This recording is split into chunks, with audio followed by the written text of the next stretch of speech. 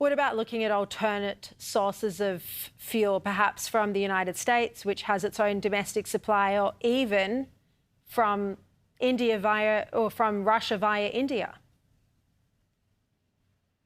Well, I mean, the alternatives are being proposed. Chris Bowen told us last week all of this is a good reason to buy an electric vehicle. But if you live in a country area, that's just a nonsensical suggestion as a solution to the problem. But this is just the way this government thinks. As I say, if the stocks are there as they keep claiming, then the matter is all about getting those stocks to the customers. Right. If there is indeed a problem with fuel coming to Australia, yes, we should be looking at alternatives. The Prime Minister today said that he would be supplying some defensive weapons to the United Arab Emirates, but he was at pains to point out that he wasn't helping the United States or Israel and that there were no offensive attacks on Iran.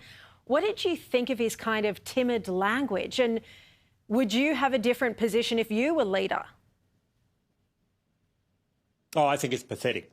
I think it's pathetic. They couldn't come to congratulate the submariners, the Australian submariners who are on US vessels that were attacking, rightly, Iranian ships.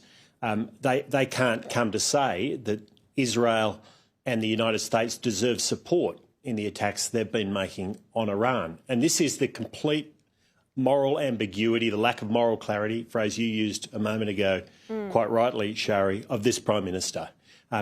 It is clear what is right and wrong here. This is a rotten, despotic regime in Iran. It oppresses its own people. It's responsible for genocide. It's been responsible for terrorist attacks in our country. In our country. The Adass synagogue, as you know well, was the most notable of those. And they should be condemned, and we should support our friends and allies from the United States in Israel in their attacks. And we don't need this kind of defensive language. We obviously do support the Wedgetails and the AMRAAM missiles going over to the UAE. I think I strongly support that move. But you've got to go shoulder to shoulder with our allies on this one. Well, shoulder to shoulder, does that mean that if you were Prime Minister, you'd be offering to send more military equipment to be involved in offensive attacks? Well, we haven't received we're not aware of any proposal along those lines, but I have to say that we shouldn't be closed-minded about it, Sharri. We want this to succeed. We want these actions by the United States and Israel to hand back Iran to the Iranian people so that they can have control over their own destiny rather than be controlled by this regime. So that's our starting point, and we'd be very open to proposals along the lines of what you just suggested.